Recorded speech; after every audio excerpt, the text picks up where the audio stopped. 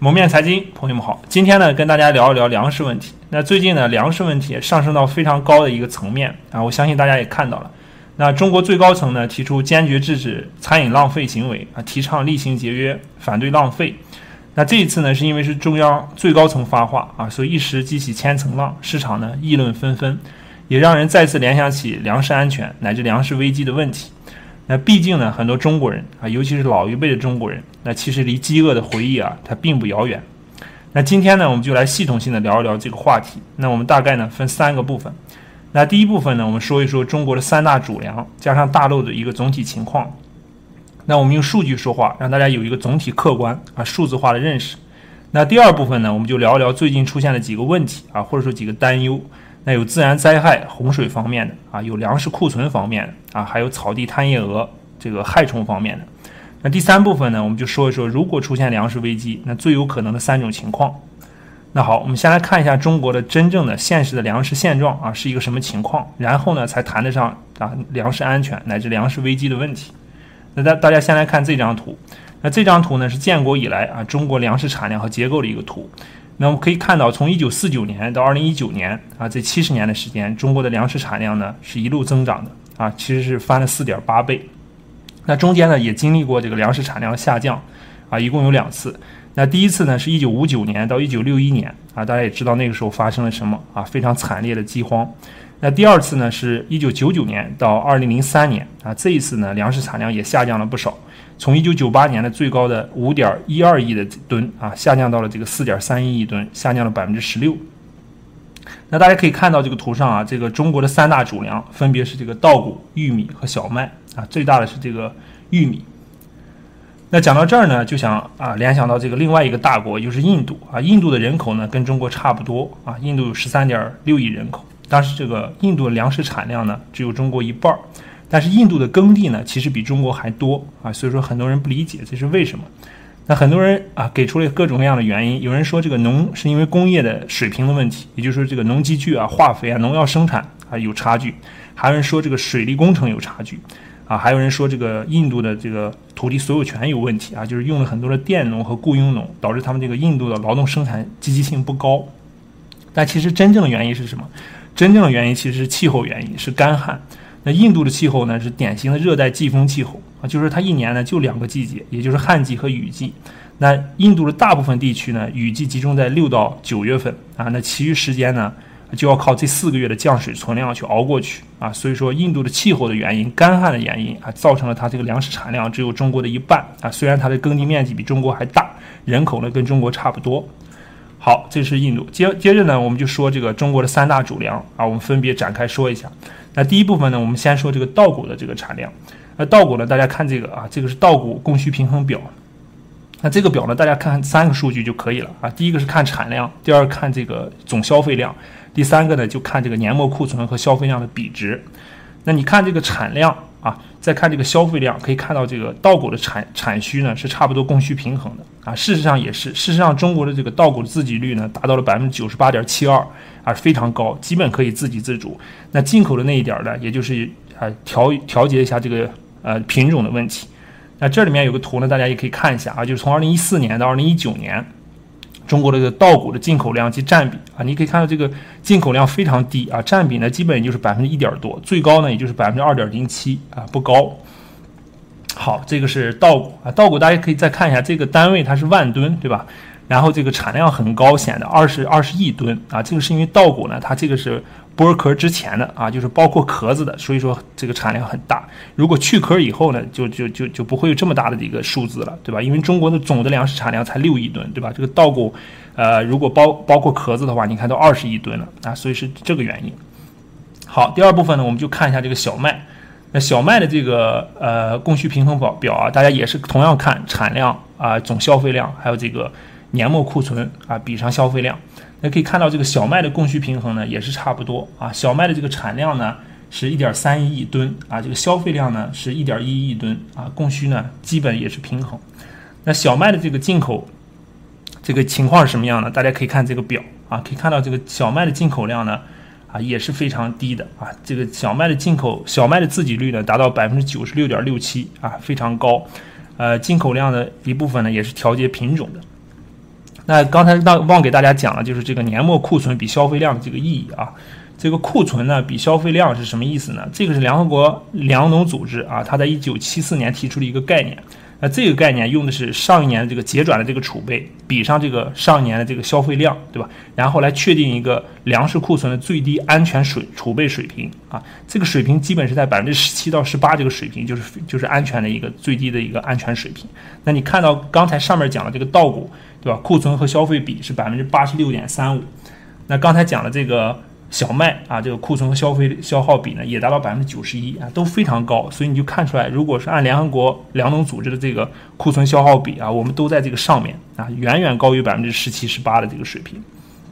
这是稻谷和小麦。接着呢，我们再说一下第三个大的品种啊，就是玉米。那玉米呢，同样是看这个玉米的供需平衡表啊，大家看一下。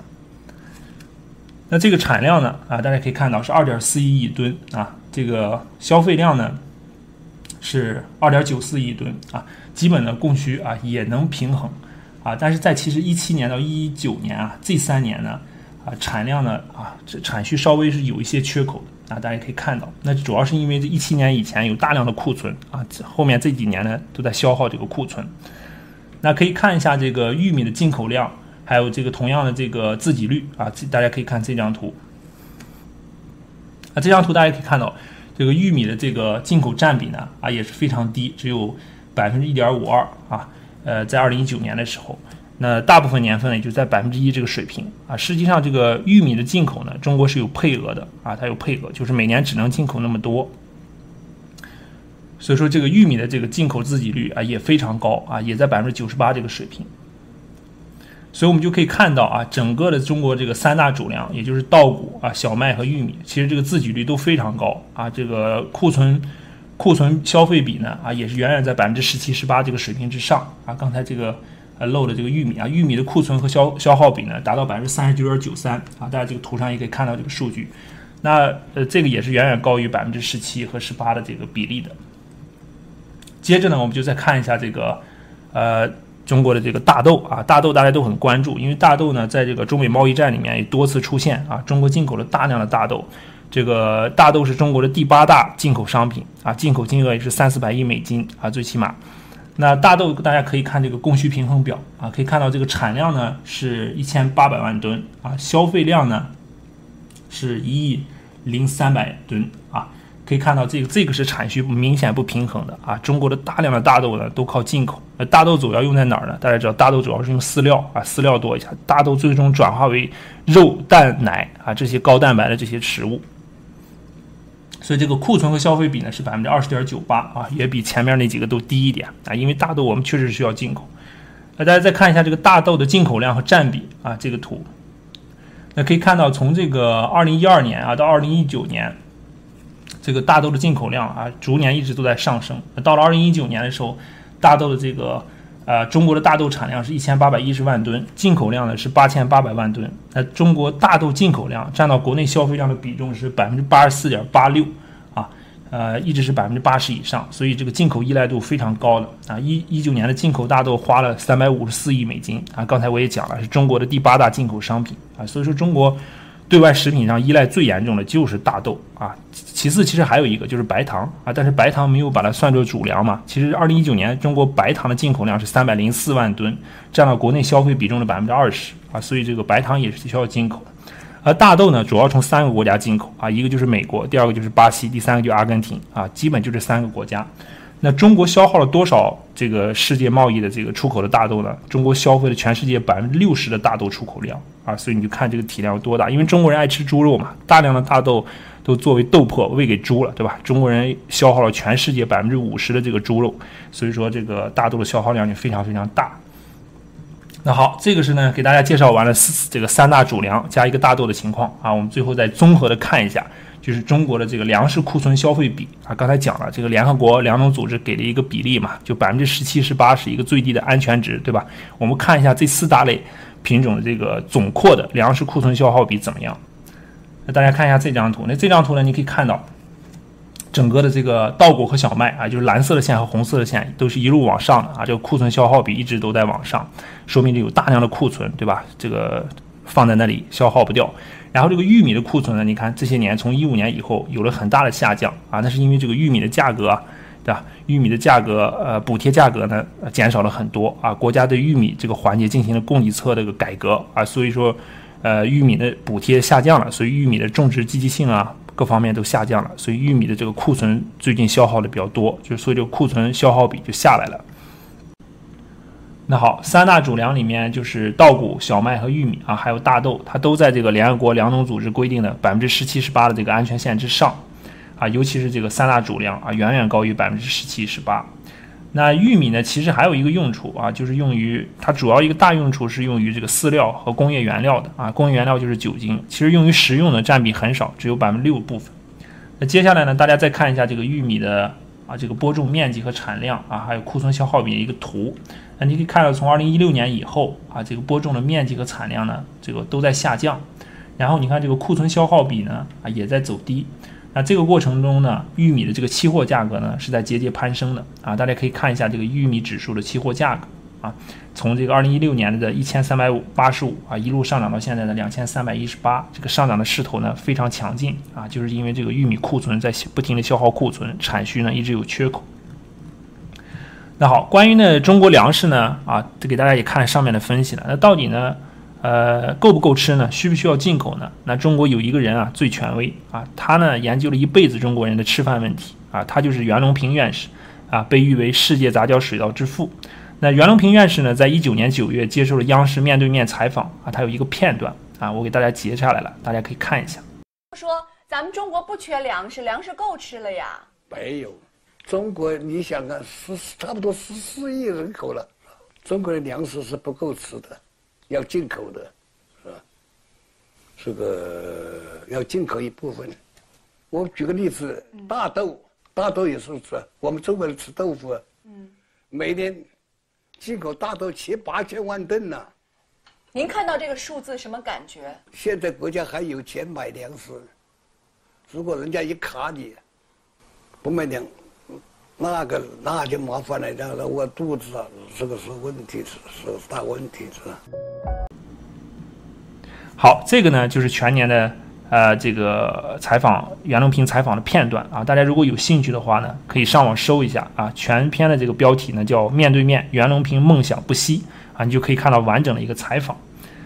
那中国的这个情况呢，就是现在每年进口1亿多吨的这个粮食啊，进口的粮食呢是世界粮食总出口的1/4啊，现在是世界上最大的粮食进口国。那稻谷、小麦和玉米的自给率呢不用说都非常高，大豆的进口率呢是非常高，非常依赖进口吧，就是进口率85%啊，进口依赖度非常高。大豆呢虽然不是主要的粮食作物但是它是主要的饲料，是肉蛋奶的根本来源。那中国呢，其实在这里面做了一个战略的衡量，就是中国呢选择牺牲大豆的种植面积来保障这种有限的水稻和小麦的主粮的种植面积其实是为了把饭碗尽量牢一点端在自己手里。那这里面就有个问题，就是如果把大豆呢完全舍弃那你就可能就少了肉蛋奶的这个动物蛋白的摄入你的生活质量就要下降。那同时呢，你可能就要多吃小麦和水稻。虽然小麦和水稻的自给率很高，但是如果你要是肉蛋奶一点都不吃了那难免你这个水稻和小麦可能就要多吃一点。所以呢，总体来讲我还是比较认同这个袁隆平院士说的就如果完全不进口的话，那中国的粮食呢确实是不够吃的。说白了就是你进口这个大豆少了以后呢你肉蛋奶摄入少了，那你呢可能就得多吃点米面这些东西补充一下。好，今天呢我这期就先说到这儿吧三部分一下子讲不完。那下一期呢留到下一期我们再继续说一说粮食的几个现实问题库存问题自然灾害的洪水问题，还有草地贪夜蛾的问题最关键的就是还有哪3种情况下可能发生粮食危机的情况。那好，想观看下期的，感谢大家这期的收看我们静待下期再见。